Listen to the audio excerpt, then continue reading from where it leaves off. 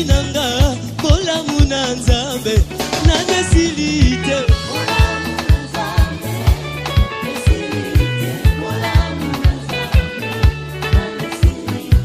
bola muna Yesu na bomo inanga bola munanzambe na nesilite bola munanzambe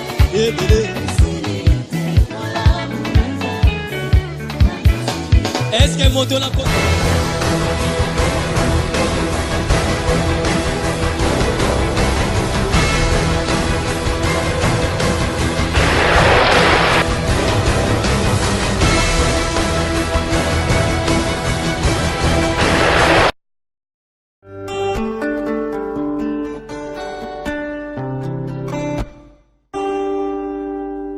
My faithful friend, you're there everywhere I go in my life.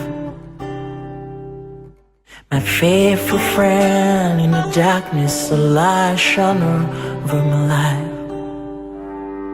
My faithful friend, you bring peace in my heart in the trouble. Faithful friend, you are. Welcome, ladies and gentlemen, to this special program, Let's Speak English. Let's Speak English is your special program, as I've said it, to help you to acquire the language of Shakespeare in order to speak it fluently. I hope that you won't be disappointed. For this day program, I have a pleasure to receive Mr. Igboloko. Mr. Igboloko, welcome. Thank you. Are you fine? Yes, I'm very fine. What news about you? So, nothing special this morning, just I'm very happy, very delighted to be in the show here this afternoon, just to try to express a little bit myself about some topics to teach people about English. That's very good for me. I'm very delighted to be here this afternoon this morning. Thank you very much for this message, which is very important. But what can you tell viewers before starting? So, before starting, I would just tell our viewers just to be focused on English, to be focused on what you're trying to do right now, because English is very crucial, very more important this morning. That's why I invite them just to reach different language centers, just to know to learn this language. That card is not important, guys. Just in this word, okay? Okay. In order to find the easy control, it's better for them just to learn this language. That's why I invite them just to go to different centers of language and to learn this language, because it's going to help them in their lives. That's why I invite them just to learn this language. Thank you, Mr. Yig, you are really right. But you'd better know that in this English TV program, we've got two parts. I mean, we have two rubrics. First of all, we have to learn, okay? Mr. Yig is next to me, is going to teach us. But before that, we are going to ask an element. Mr. Ziko Mayamba, we are waiting for the element.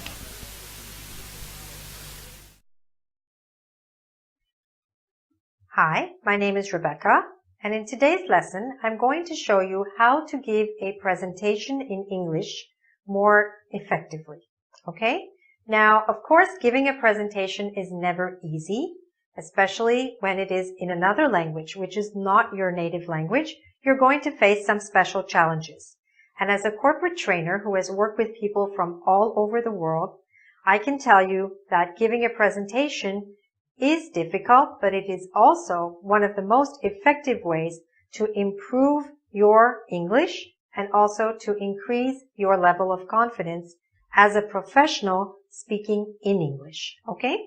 So let's look at some of the strategies that you can follow in order to give a presentation that is more successful. Okay? Alright, so I've divided the board into two sections. The first part is things that you should do, and the second part will talk about things you should not do. So the first thing that you must remember when you're speaking in English and giving a presentation is to use simple language. Many people feel that their English is not good enough, and so they try to use very complicated words. However, if you're not comfortable with those words or you're not sure of the meaning of those words, it's not going to go over very well. Simple, clear communication is powerful, So try to remember that point, okay? Next, speak slowly. Because you have an accent, and everyone has an accent, but perhaps if you have an accent and English is not your native language, it's going to be a little bit harder for people to understand you. So you need to speak much more slowly than you think. So however slowly you think you're speaking, speak a little more slowly. It will only make it easier for other people to understand exactly what you're saying. Okay? All right. The next point is to make sure to have your visuals professionally edited. Make sure that a native English speaker or an editor has checked all your visuals. There is nothing that compromises the professionalism of a presentation than seeing grammatical errors or spelling errors in the visuals. So make sure to have your visuals professionally edited. The next thing you want to do is to make sure to use more verbs rather than nouns. When you use a lot of nouns, it makes anything that you hear much heavier and difficult to understand. Let me give you a little example of that, okay? 1 second. Okay, so for example, if I say the delivery of the package took place on Sunday afternoon. That's okay. It's not impossible to understand, but let's compare it to this. The post office delivered the package on Sunday afternoon. It's much easier in the second example because I used verbs rather than nouns. Okay? Next point, use active verbs rather than passive verbs. Let me give you another example. 5,000 apartments were rented by ABC Housing last month. That's an example of using passive verbs. 5,000 apartments were rented, right? Let's contrast that with the active verb. ABC Housing rented 5,000 apartments last month. Okay? So you can see it's much easier when you use the active verbs. The next point is, if possible at all, try to work with a trainer. Try to work with a professional English trainer or a presentations coach who can help you to improve your presentation skills, who can give you feedback on how to improve, what mistakes you're making, what are your strengths and weaknesses. It will be very, very helpful to you. So try to do that if you have the opportunity. Okay? The next point is to use a lot of transition words in your presentation. This helps your listener to know where you're going. So you can say, for example, furthermore, nevertheless, on the contrary. These words explain to your listener what you're trying to say with even more clarity than if you did not use the words. So try to get accustomed to using transition words. Another important point, especially in different parts of the world, is to make sure to write down any important numbers. You need to write them down so that people can see them clearly, and also because in some parts of the world, numbers are described or said in different ways. So for example, this number is what? 100,000. But in India, for example, they call this 1 lakh. So 1 lakh is different from saying 100,000. And if your audience is not familiar with the term 1 lakh or with the term 100,000, then you want to make sure you have written the number down so it is 100% clear. All right? So these are examples of things you should do. Now let's look at some things you should not do. All right? Don't use abbreviations or acronyms or short forms of names of organizations or anything else from your country which other people are not familiar with, right? Say the entire name, and then afterwards you can use the abbreviation once you have explained it. You also want to avoid jargon. Now, what is jargon? Jargon is a special kind of language that people who are in a particular field use when they speak to each other. So, for example, if you listen to computer guys speaking to each other, you will feel like you landed on another planet because they speak language that only they can understand. So when you're speaking to a general audience, you want to avoid using jargon. Just use regular plain English to explain what you mean. That way you will reach more members of your audience, okay? Also, make sure you avoid slang. Even though you might hear native English speakers using slang in their presentations, it's best that you don't use it, especially if you're not familiar with how to use it. The worst thing is when we hear non-native English speakers using slang in an incorrect way, because that doesn't sound professional at all. All right? And another point is to avoid crutch words. Now, what's a crutch word? For that, you have to know what's a crutch. Well, crutches are what people use. You know, for example, if someone has broken their leg, they might use something like this to walk along, and these crutches, these sticks, support them while they're walking, let's say with a broken leg, right? Similarly, when people are nervous, they sometimes use sounds instead of words while they're thinking of the right thought or word. So they might say, for example, yeah, and things like that.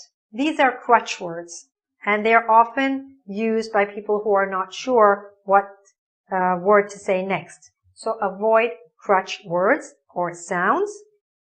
Silence is okay if you're thinking. So while you're thinking, try to keep your mouth closed and avoid these crutch sounds. So these are some basic do's and don'ts, right, for giving a presentation in English. There are many other aspects of giving a presentation in English, and I'm going to write some of those for you on the board. Okay, so here are some other skills that you need to master in order to give a successful presentation in English. You'll find lots of information on this and other strategies on our website, presentationprep.com. There you can learn how to, for example, overcome fear. It's very natural for you to feel a lot of fear when you are presenting in a language which is not your native language. Everybody, or many people, feel afraid in giving a presentation in general, but when you do it in English, it's a little bit more challenging. So you'll learn some mental strategies, psychological strategies, and physical strategies to really help you with this aspect of the fear. You'll also learn how to use body language more effectively. In different cultures, body language means different things. So it's really important to learn how to use body language effectively in an international context. You'll also learn how to structure your presentation for greater clarity. Okay? Also important to be able to handle the question and answer session effectively. That's an important ending of your presentation. So especially if your presentation has gone well, you want to be completely in command during your question and answer session. So you'll learn some effective strategies for doing that. And last but not least, you'll also learn how to, you'll also be able to print out presentation templates, which you can actually use when you're doing your next presentation. So for that, go to our website, www.presentationprep.com. It's a free website, www.presentationprep.com. All the best with your presentations.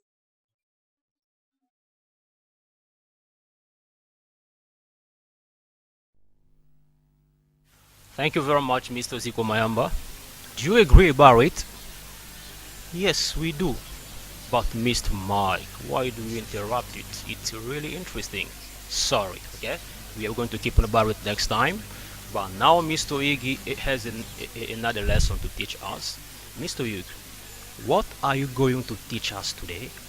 Okay, thank you very much for the word, Mr. Mike. This afternoon, I just prepared a very good lesson for our viewers from home, in different places. I'd like just to talk a little bit about some expressions, some politely expressions, okay? Okay. These are politely expressions. They're going to help them just to ask a question more politely. These questions, these expressions are very important, okay? Just, let me start with the first expression. Go ahead. This first expression, it is what you call would you. Would you, okay? This is a very good expression. It's not would, but would. Yeah, would, yes. Would. You, yes. That's expression. Okay, this expression expresses politeness, okay? It just gonna help them to ask questions more politely. Okay, that's why I'd like to draw our viewers' attention just to be more so they can be more attention. They can have an attention just to get this expression, okay, more politely. Go ahead, Okay, Mr. would you is an expression used to express politely a demand, okay? So let me shed some light on it about some examples, okay? For example, would you help you? Would you, for example, would you open the door, please? Would you open the door, please? Okay, I'm trying to ask you a question, okay, more politely, okay? That expresses a demand, okay? But more here you don't speak about the conditional. no, not a condition, Mr. Alright. Mike. It is just an expression, okay, that expresses a demand, but more politely, okay? That's why, for example, another example, would you give me a coffee, please? Okay, would you give me a coffee, please? It's you asking something, but more politely. Okay, that can motivate somebody, okay, just to do what you're saying, because this expression, okay, expresses the politeness. Okay, let me give another example, Mr. Go Mike. ahead. So would you bring me a coat? Would you bring me my coat? Do you understand? This expression really expresses a demand, but more politely. I can try to give them another example. Would you give me my coat? Would you give me a coffee, please? Would you give me a coffee, please? Do you understand? Right? I think it's clear, more clear. Okay, that's why we start with the first expression, would you. This expression expresses a demand, but more politely. Okay, I can try to ask something more politely by using this expression. Okay, everywhere I am, everywhere I go, I can use this. For example, you somewhere, you're in the restaurant, you need something, you need somebody to do you a favor. You can try to use this expression. Okay, for example, you call the waiter, say, excuse me, would you help me, please? Would you open the window, please? Okay, do you understand? This is really a good expression that we can use. Is it compulsory to add please in the end? Not really compulsory. If you want, you can add please, because would you expresses, okay, expresses politeness. Okay, when you ask somebody something, when you want somebody to do you a favor, you can use this expression. Okay, because that expression expresses politely a demand. Do you understand? Right? I understood. Okay, that's fine, teach mine. That's why I say we have a lot of phrases just to emphasize this first expression. Okay, so I can pass to the second expression. Okay, the second expression is shall I? Shall I? Shall I is an expression that expresses an offering, an offer. Okay, for example, Mr. Mike, I need to offer you something, but I'm asking you politely. I can say, Mr. Mike, excuse me, shall I help you? Do you understand? Shall I get you something to drink? Do you understand? I need to give you something to drink, but I want to offer you something, but more politely. Do you understand? I can say, for example, shall I get you a drink, please? You can say, oh, thank you. You can get it. Okay? We have a lot of examples. Another example, you can say, for example, shall I get you another drink, please? For example, you come see me home. I want to offer you something. Okay, excuse me, Mr. Mike. Shall I get you something to drink? I want to offer you something, but more politely. That's the second expression. Okay, I'll repeat again for the better understanding. Yes. I've said the first example. The first expression is would you. Would you is an expression that expresses a demand more politely. You can ask something, but more politely to anybody, wherever you are. Okay.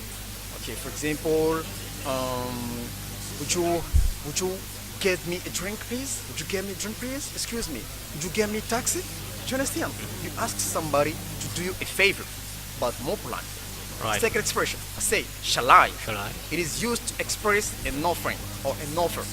You want to offer somebody something, but you asking somebody to the offering. Okay, you need to offer somebody something, but more politely. You better also use shall I. It's Shall really I clear. get you something to drink? Oh, thank you. You can get it. Okay. Shall I give you a place to sit down? Okay. Do you understand? Right? Yes. Means that this is also another expression that you can use. Okay. If you want, you need to offer somebody something, but more politely. It's really clear. Okay. really clear? I understood. Okay. We understood. I mean. Okay. Okay. But keep I on think listening. also our viewers also are understand what I'm saying. Yeah, Okay. yeah. I Alright. can pass to another expression. We can use also shall we. Okay. Shall we is an expression, but this expression, I can say, expresses an action. Okay. For example, this expression suggests, pushes, okay, somebody to suggest, okay, something to an action to realize with other persons. Do you understand, Mr. Mike? I think it's clear. It means that you suggest something to do with in company or with other persons, something to realize. Okay, it means that you suggest an action to realize with other persons. You can also use shall we. Mr. Mike, excuse me. Shall we go out? Means I'm just ask you if we can go out both. Do you understand? I suggest an action to realize with you. Do you understand? Right? Right. Excuse me. Shall we go out dancing somewhere? Do you understand? Shall we go out to the restaurant to eat something? It means that this expression expresses an action, just to suggest an action to realize with other persons. That's a very good expression. But I want our viewers to notice something. Shall we? Preceded by interrogative words. Okay? Shall we is an expression, okay? Preceded with an interrogative word such as what, or where, or how, or when. Do you understand? It means that there is just expresses that to ask somebody. You ask somebody to suggest or to express a suggestion. Do you understand? For example, what shall we do tonight? What shall we do tonight? It means that, Mr. Mike, I just want you to suggest an action. Do you understand? I want you to suggest an action. I ask you to express a suggestion. Do you understand? What shall we do tonight? You can say, oh, shall we go somewhere? Do you understand? There you suggest an action that expresses an action. Okay? To suggest a suggestion. Do you understand? It's clear. Who shall we invite in this party? Who shall we invite? Who shall we? I say shall we preceded by interrogative words such as who, how, where, okay? It means that expresses you ask somebody to express a suggestion. In that case, we can use it like that. I really need our viewers to be careful about it because these are more very, very important expressions. They are really careful, like Mr. Mike. Keep on, Mr. Yu. It's interesting. I think about this I can repeat again. Okay. No, keep on. I can It's keep good. on. Okay, it's good. I was talking about shall we. Shall we preceded by interrogative words. Okay. We can try to say them again. Try them again like what, where, who. These are interrogative words. Okay. They help us just to ask questions, different questions. But shall we preceded by these interrogative words? It's just to ask somebody to express a suggestion. For example, I can ask you, Mr. Mike, what shall we do this afternoon? I ask you to express a suggestion. Do you understand? That expression is very, very important. You can say, oh, Mr. Hugh, shall we visit our friends? Shall we go to the cinema?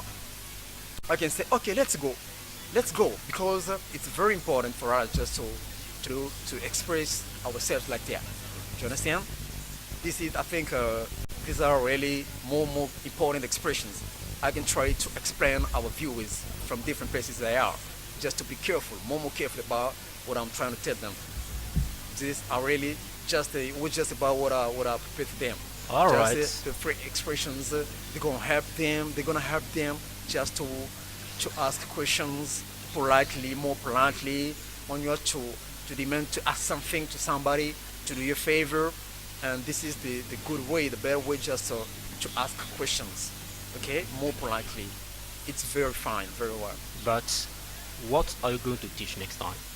Do you have another lesson next time? So about next time, yes, there are many lessons to teach But you are our going to viewers. prepare about it. So I can teach them the simple present tense, the simple present tense, or the simple present continuous tense. It's going to be also, it's going to help them also.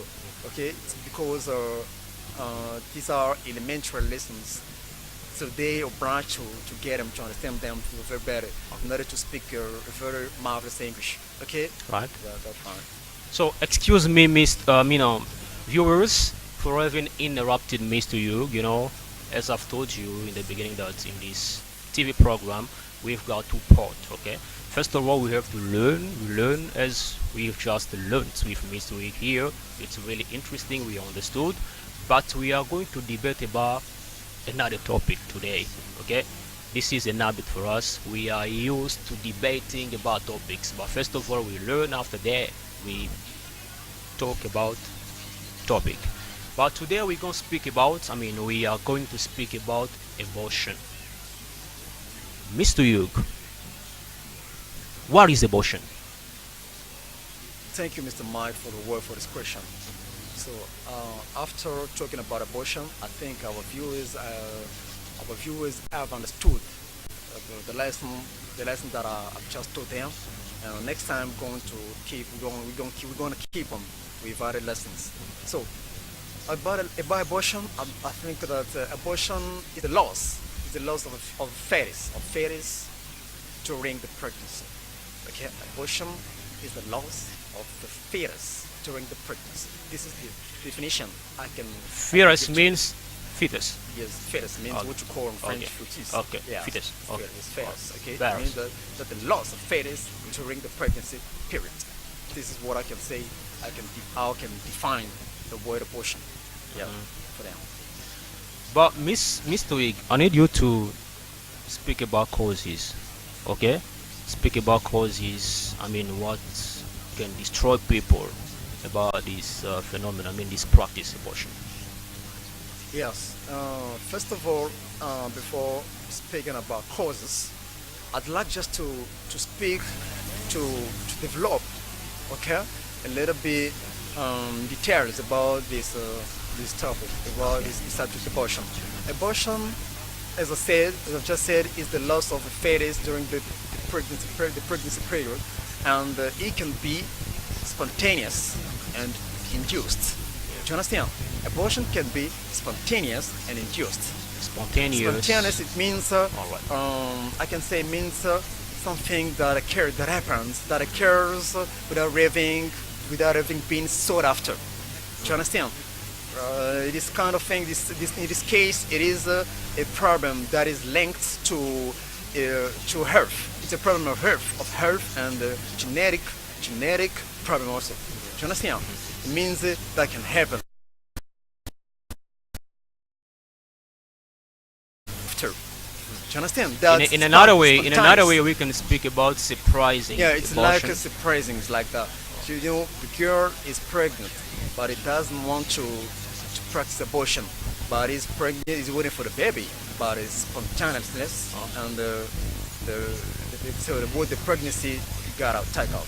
Which one you can see that it's something that can be a little bit surprised. It surprises the lady or the woman who's pregnant.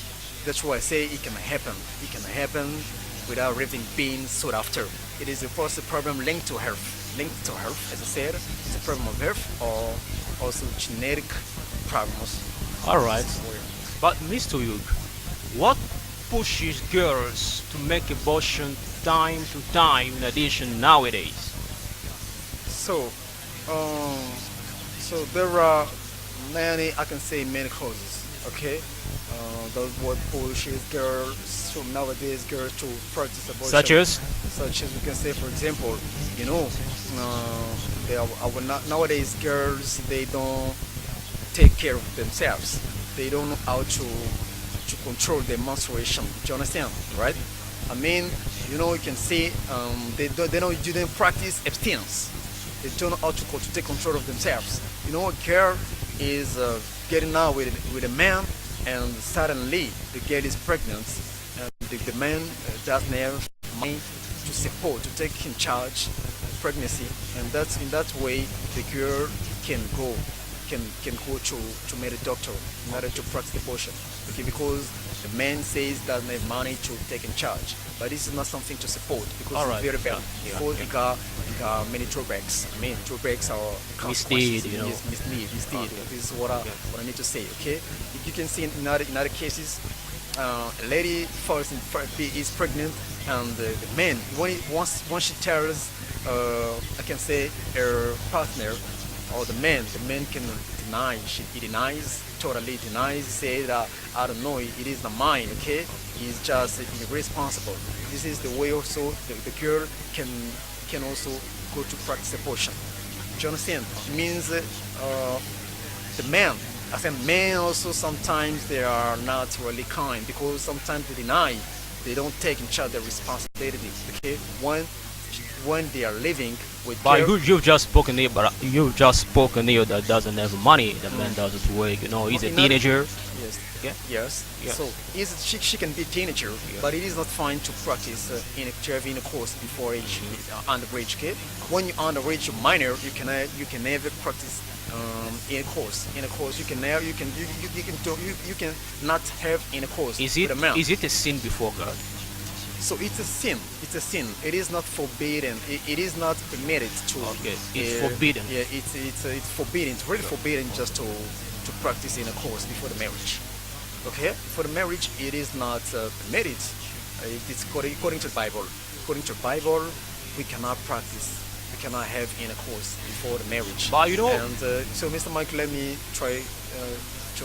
Never shed mind. light. Never mind. And you can see nowadays, men also men also young men are really trying to joke with girls. The girls are not really careful about it. They are getting out with with whoever is somebody that he doesn't know, that she doesn't know fine. Okay, and the man like that, he comes just next to the girl just for the body. He doesn't have any other things just to do. You understand? And when they are getting out, and the girls also don't really use abstinence. They give themselves to such men. Do you understand? After when she's going to be pregnant, and once she tells the man that situation, and the man denies it, and maybe he can run away. He can run away. And this is also pushing. This is also the fact that can push us a girl to practice abortion. Okay, and the abortion, it can also bring about death. It can bring about death. It can bring about sterility. That's why I condemn it. I condemn it. Just I don't like it. It is not fine. We can never use it. It's really forbidden according to the Bible. Just to practice that. If I can try to advise girls, even though you Before advising Mr. Yu, okay, you are going to have the time. But I need to add another question about African parents. For them, speaking about sexuality or menstruation is a taboo. Okay, they're afraid of speaking about it, talking about it, making them aware of it. But that's the reason why when they go outside, they hear about it outside, someone with a bad idea telling them that in addition at school, okay, friends, colleagues, they tell you are going, why are you keeping your body until now? Okay, you have to do it, you have to practice. If you don't practice, you will have problems once you will get married. You see this kind of things.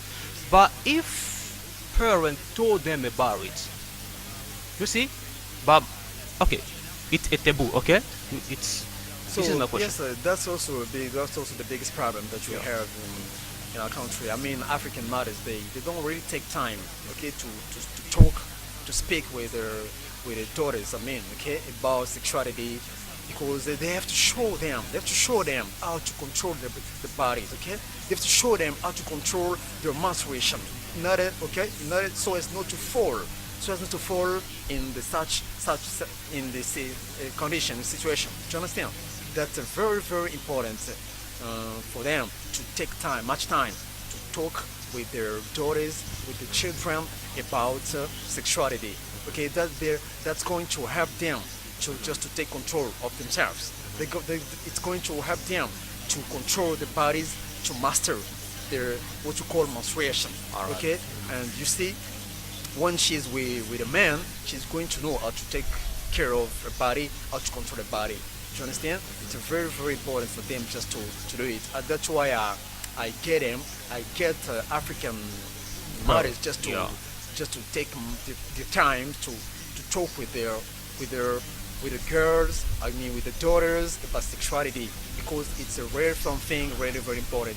That's why you see nowadays you can see girls are practicing abortion, okay, with doctors. When she's pregnant and she goes to an hospital just to do something, just to abort. To Okay? abort, to miscarry. For the miscarriage. Ah. It isn't fine, okay? That's why also that is also a problem for our African mothers. They find it's a one mother told me, if you talk about sexuality with your children, it's the fact of showing them the way of practicing, so as they can do it. Is it a good way of thinking? No, it is. I think they're not right. They're wrong. They're wrong because when a mother doesn't take a time just to speak to talk with a daughter about sexuality, and once the girl is going to fall in love with a man outside, okay, but she doesn't know anything about sexuality. Now she's obliged to learn all about sexuality with that man.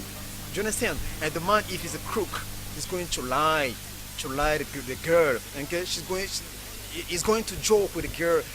He's going to joke with the body because the girl, I mean, is she doesn't know anything about sexuality, and she goes to learn all outdoors. Okay, when she falls, okay, in the hands of the crook, or somebody's a joker, I mean, it's going to be terrible, Mr. Mike. And the man is going to joke with the body once the girl is pregnant, and the body is going to run away. When he runs away, the girl is going to be soft. And this is also when the girl, in a turn, she calls, or she tries to discuss with her friends, and the friends can advise her just to go to practice abortion. Okay. See, this But is the problem. sometimes girls get along with their mothers. How? Okay. Once she's pregnant, she goes to tell the mother. Mother says, "Oh, I'm gonna lose my marriage." Okay. If your father hears about it, and the child says, "Oh, my father will kill me. I cannot keep that. This pregnancy, right?" But they are going to get along together. They go to make abortion. To abort. What can you say about it, Mr. Yu? No, Mr. Mike. Even though you're in this situation, you can never make abortion. It is not fine. It is not permitted. It is not allowed. Okay. I can say even though you're a teenager, but you fall in that situation, just I can advise you just to go to give birth, because that already happened. Okay, it happened. It happened, so we cannot do otherwise, man. That's why it is not fine. It is not fine just to practice abortion, especially what you call voluntary interruption of pregnancy. This is what they are practicing time and time. Okay, what you call voluntary interruption of pregnancy. Okay, because first of all, I talked about spontaneous abortion, and that happens without everything being sought after. Okay, and secondly, what they're practicing time and time.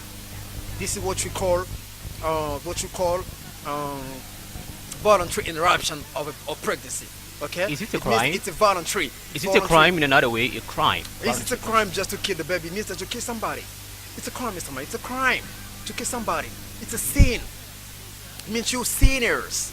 You become sinners. When you kill somebody, you become a sinner. Can you be arrested about it? Yes. Yes, you can also be arrested. But let me tell you something. In other countries, it is allowed. Like in France, like in Canada, in a voluntary interruption of pregnancy is legal. Okay. It's legal, yes. I read in a magazine. I read in Google. I tried to make some research. Some way to read it. It's written that in Canada, like in France, voluntary interruption of pregnancy is Legalized. legal. Yes, it's legal. Oh, But in our country, it isn't legal.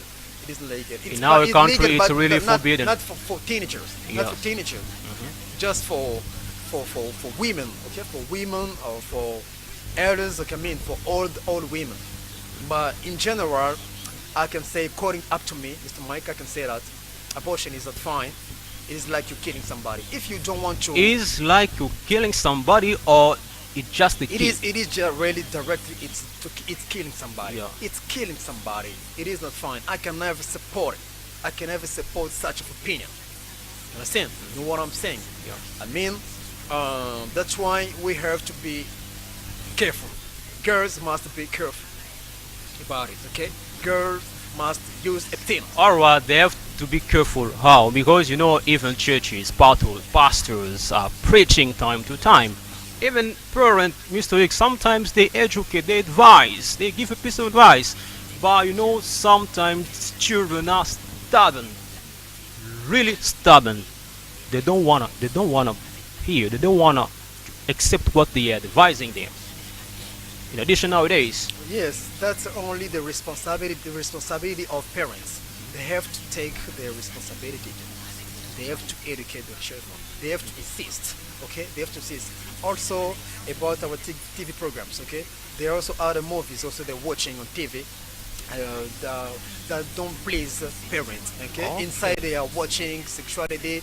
More movies, okay, in which we are finding sexuality. We are any cause you're right. You're right. One Okay. girl is After watching. 2 minutes they kiss each other. After 1 minute we see the bed.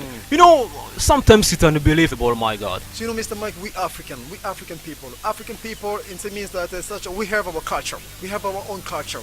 We can never try to practice such a thing. We can never try to show such a things on TV because they are destroying our girls. Okay, when a girl is focused on such a movie, it is going to push her to practice it. Okay. Yes. But can you speak quickly about family planning? About family planning, I can say that I will recommend. Okay, I mean those who are married, just to have also the notion to have the family planning, to use it because it's a very notion. It's a very good thing because that notion is going to help them just to give birth as they want. Just for example, you have to give birth, Mr. Mike. You have to give birth according to your means, according to what Okay, you're right. earning in life. Okay, when you're giving birth like in disorder, it's going to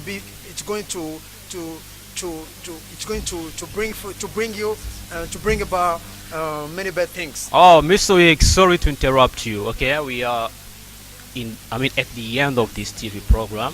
Let me tell you something, our viewers. Abortion is the fact of making out the baby from the belly of his mother, which is not ready to give birth. It's not something interesting. It's a sin before God. It's really forbidden. We've got some drawbacks or misdeed about it. That can be the death, okay, sterility, and so forth, and so on. You have to avoid it. In addition, you girls, what you are doing today, you will be crying tomorrow when you get married. It will be difficult for you to give birth. It will be difficult for you to conceive a baby. You will be crying and crying. People will laugh at you. It will be ashamed of you. I'm sorry. I greet the General Bishop, Pastor Albert Kakenza. Thank you very much, viewers. We are going to meet next time. Stay tuned. Iko Mayamba.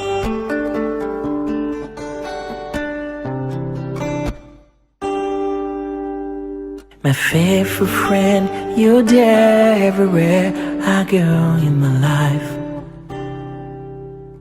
My faithful friend, in the darkness, a light shone over my life. My faithful friend, you bring peace in my heart in the trouble. Faithful friend, you are.